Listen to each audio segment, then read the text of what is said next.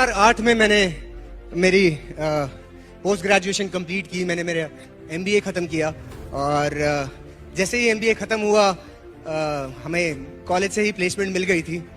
Job अच्छा चल रहा था, अच्छा परफॉर्म कर रहा था मैं, मगर एक दिन early morning I went to my job और मेरे बॉस ने मुझे केबिन में बुलाया।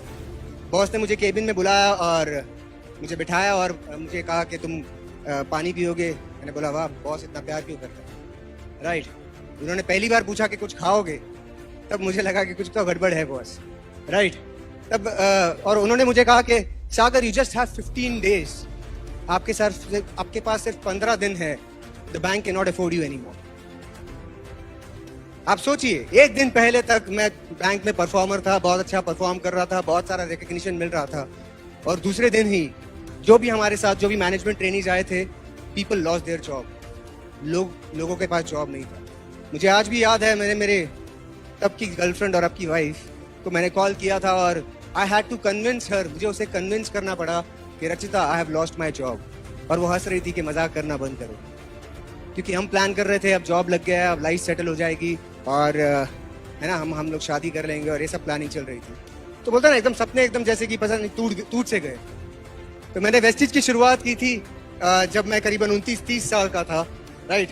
जैसे कि मैंने बताया कि मेरा प्रोफेशनल बैकग्राउंड, मैं जॉब कर रहा था और इस तरह से मेरा इंडस्ट्री में मैंने कदम रखा।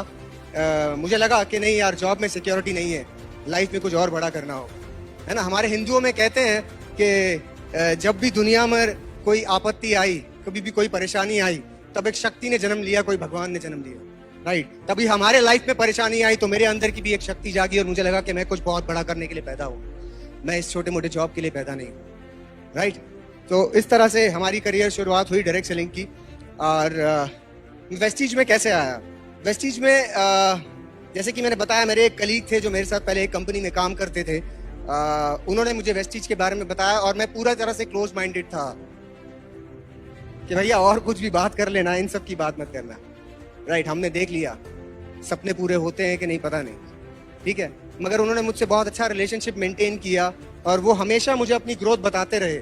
मुझे व्हाट्सएप में उन्होंने ब्रॉडकास्ट लिस्ट में ऐड करके रखा था और वो अपने जो भी इनकम स्टेटमेंट्स हैं मुझे भेजते गए। तो कहीं ना कहीं वो बोलता है ना, एक दिन ऐसे ही क्लिक हुआ कि यार चलो ये भेजता क्या है वो तो देखूं मैं, राइट। तो उन्होंने बैक टू बैक उनके इनकम स्टेटमेंट भेजे थे जब से उन्होंने वेस्टिज की शुरुआत की थी, और उनके 11वें महीने की इनकम थी 1,28,000 रुपया। और फिर जब उन्होंने मुझे प्लान बताया, सीरियसली मैं कहता हूँ हमारी लाइफ चेंज हो गई। थैंक्स टू अनूप गुप्ता के, उन्होंने मुझे अपॉर्चुनिटी के बारे में बताया। तो मार्च 2016 में हमने वेस्टिज की शुरुआत की। तो वेस्टिज की शुरुआत की चैलेंजेस क्या है, मैं आपको उसके बारे में बताना चाहूँगा। क्योंकि आप कोई भी बड़ी चीज़ करते हैं ना, तो लाइफ में चैलेंजेस तो बढ़ जाएंगे, राइट। छोटी मोटी चीज़ कर रहे हैं तो चैलेंजेस नहीं आएंगे, मगर आप कोई भी बड़ी चीज़ करने जाएंगे तो चैलेंजेस की मात्रा बढ़ जाएगी, राइट। सक्सेस आपके लिए एक ऑप्शन नहीं होना चाहिए, राइट। ये नहीं तो ये चल जाएगा, ये नहीं तो ये सही है। सक्सेस जिस दिन आपकी मजबूरी बन जाएगा ना, आपको कोई भी सक्सेसफुल होने से नहीं रोक सकता।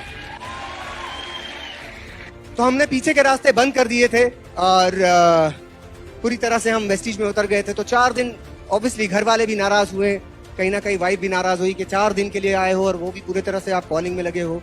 24 मार्च को मैं वापस चला गया क्योंकि 26 मार्च को मेरी मीटिंग थी, राइट। और फिर करीबन 5 महीने तक, मई तक रचिता घर पे नहीं आई थी। समझिए 5 महीने मैंने अपने बेटे की शक्ल तक नहीं देखी, मैंने समझिए वीडियो कॉल नहीं किया। मैं पूरी तरह से काम कर रहा था क्योंकि मुझे लोगों को प्रूव करना था कि ये बिजनेस चलता है और अब हमारे सपने पूरे हो सकते हैं।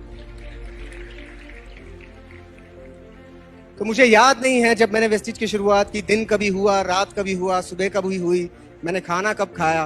प्लान के बीच में टाइम मिलता था तब हम खाना खाते थे, प्लान के बीच में टाइम मिलता था तब हम नींद करते थे। हमारी प्रायोरिटी थी सिर्फ प्लान करना, राइट। तो बिजनेस वो मोमेंटम देखिए, जो भी लोग अभी इस बिजनेस को शुरुआत करने वाले, मैं यूथ यहाँ पर जो बैठी हुई है, आपको कोई भी अगर बड़ी उपलब्धि लानी है तो आपको खुद को मोमेंटम में रखना होगा। सचिन तेंदुलकर के बारे में जैसे दीपक सर ने बताया, जब वो प्रैक्टिस करते थे तब भी है ना, उनको खाने का पता नहीं होता था, उनको नींद का पता नहीं होता था। मैं हमेशा एक चीज कहता हूँ, अगर आप इस बिजनेस को बिल्ड कर रहे हैं या कोई भी चीज के बारे में बहुत ज्यादा पैशनेट है और आपका सुबह का ब्रेकफास्ट टाइम पे हो रहा है और आपका लंच टाइम पे हो रहा है और डिनर टाइम पे हो रहा है, तो आपका बिजनेस मोमेंटम में नहीं है, राइट। अगर आपका लंच के टाइम पे ब्रेकफास्ट हो रहा है, आपका लंच के टाइम पे ब्रेकफास्ट हो रहा है और लंच का ठिकाना नहीं है, और रात को जब डिनर करके सब लोग घर में सो गए हैं और आप रात को चोरों की तरह जब घर में घुसते हैं, दरवाजा खोलते हैं कि कोई उठ ना जाए, और वो ठंडी रोटी जब आपका इंतजार कर रही होती है, मगर वो ठंडी रोटी का मजा गर्म रोटी से ज्यादा आता है, क्योंकि पूरा दिन आपने सपनों के लिए काम किया है। तो इस तरह से हमने बिजनेस की शुरुआत की, पूरी तरह से पैशनेटली ये बिजनेस बिल्ड किया। कुछ लोग बोलते हैं मेरे हालात ठीक नहीं है, हालात बदल जाएंगे तब मैं बिजनेस की शुरुआत करूंगा। दोस्तों, हालात बदलने का इंतजार मत करो, हालात बदलने का इंतजार मत करो। वर्तमान हालातों में रहकर ही, खुद काम करके ही आपको अपने हालात बदलने पड़ेंगे। तो हमने कभी हालातों पे फोकस नहीं किया, हमने सिर्फ अपने गोल पे फोकस किया, काम करते गए, राइट। और वेस्टीज में पहले महीने का ही, मार्च 2016 का ही चेक इतना बड़ा आया कि मैंने साइन में यहाँ पे कल्पतरु में एक फ्लैट बुक कर लिया।